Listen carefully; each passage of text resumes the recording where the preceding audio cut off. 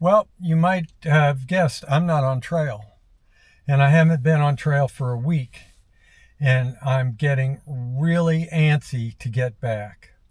So why is it that I took all this time off? Because I was making great progress and the weather was better and so forth. Well, uh, you might have picked up that I had a doctor's appointment a few weeks ago.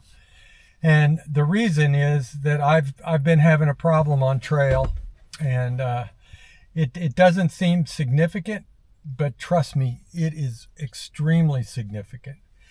It's night sweats, and I started having them back in November and December of last year.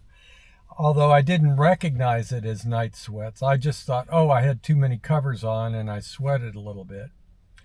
But for the duration of my hike, every week to 10 days,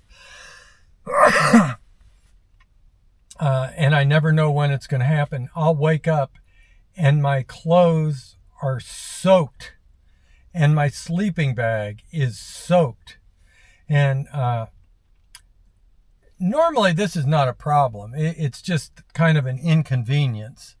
But when you're trying to survive outdoors and the temperatures are sub-freezing or even way lower than that, it can result in hypothermia and a serious problem.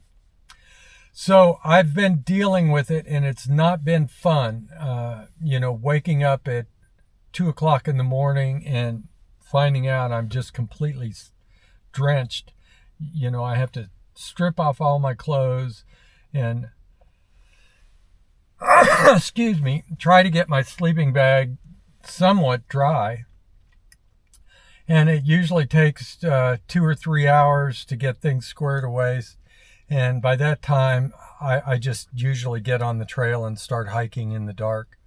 And I'll strap my sleeping bag on top of my backpack and hope that it'll get dry through the course of the day. Hope it's not foggy or rainy, and that the air temperatures are such that the sleeping bag will dry. Well, so I've been going with that, and had a doctor's appointment. The doctor was not actually a doctor, it was a physician assistant who didn't take this very seriously and did a couple of what I think are left field tests. One was for tuberculosis, the other was for strep. Even though I've had zero other signs, it's been exclusively night sweats. Anyhow, those both came back negative. The blood work was just a CBC, and I was completely normal in that regard. So I got back on trail, and I've been dealing with the night sweats on trail periodically, freezing my hind end off when it happens, and trying to be as smart about it as I can. But then it started happening more frequently, and I had a couple of consecutive nights. I had a 5-day period where it happened 3 times, and it just became overwhelming for me. I couldn't get my gear dried enough, given the precipitation problems, just the weather. If your gear is soaked and it's a rainy or foggy day, there's no way to dry it. And it was more than I could handle. So I got off trail. Actually, that last day it went from bad to worse because I lost a big filling in one of my teeth. So anyhow, I had a lot to do, and I got a bunch of blood work, and all the results so far have come back normal. And I'm still waiting for some more blood work to come back. I got my teeth fixed thanks to a really good dentist. And